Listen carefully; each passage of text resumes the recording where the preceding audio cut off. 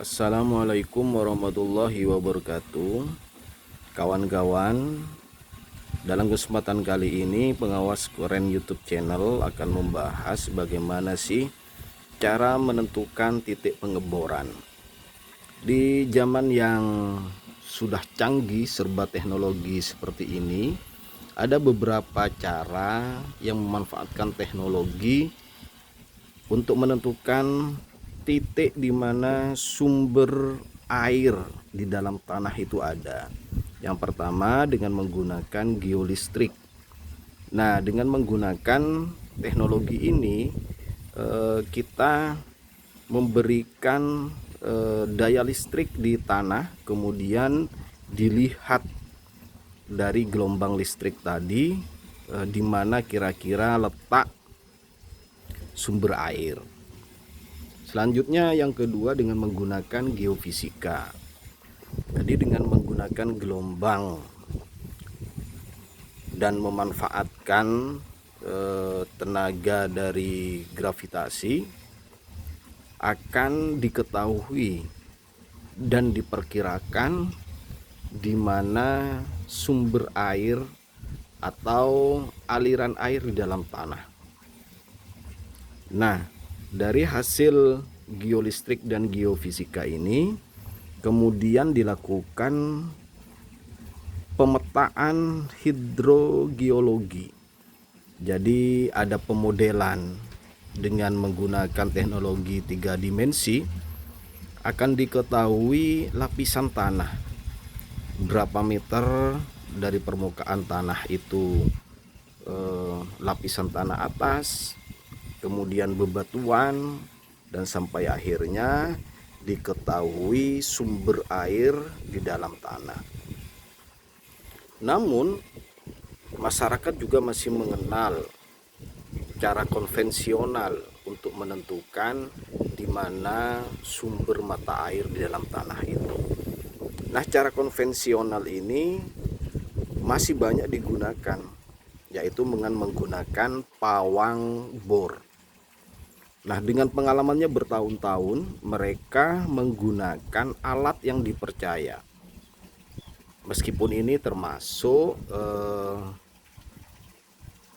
di zaman yang sudah modern ini dianggap sebagai sesuatu yang mistis. Mereka menggunakan batu akik, menggunakan lidi, menggunakan atau yang semi konvensional itu sudah menggunakan antena. Nah, dengan menggunakan alat-alat konvensional tadi, mereka berdasarkan pengalamannya juga bisa menentukan dan membedakan di antara titik-titik tertentu di permukaan tanah itu di bawahnya mengandung sumber air.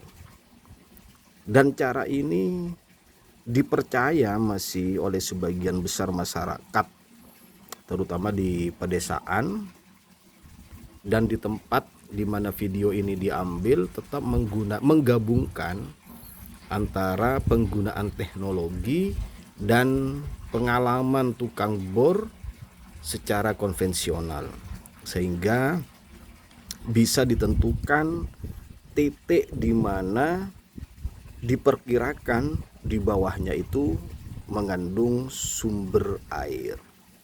Nah, diyakini oleh mereka para tukang bor, pencari sumber air bawah tanah itu bergeser setengah meter atau 30 cm atau 1 meter atau 1,5 meter dari titik yang ditentukan, maka mereka percaya dan yakin bahwa apa yang diinginkan dari sumber air yang melimpah itu bisa tidak ditemukan. Nah, bagi sahabat, kawan-kawan pengawas keren YouTube channel, bisa menggunakan dua cara ini. Bisa menggunakan pemanfaatan teknologi yang sudah modern, baik dengan menggunakan geolistrik, kemudian geofisika, dan dilanjutkan dengan pemodelan hidrogeologi. Tapi juga cara ini itu ada konsekuensinya, yaitu membutuhkan biaya yang tidak sedikit. Apalagi di wilayah-wilayah terpencil yang membutuhkan pakar dan ahli di geolistrik dan geofisika, sehingga nanti bisa dihasilkan pemodelan dalam bentuk 3 dimensi lapisan tanah itu dengan menggunakan hidrogeologi. Nah, bisa juga menggunakan cara yang kedua dengan cara konvensional, memanfaatkan pawang bor yang mereka berdasarkan pengalamannya bertahun-tahun dalam menggali sumber air itu dengan sedikit biaya bisa juga menentukan di mana sumber mata air yang melimpah di dalam tanah. Nah, sahabat pengawas keren YouTube channel bisa memperkirakan dengan budget yang dimiliki cara apa yang akan diambil untuk mencari sumber mata air di dalam tanah.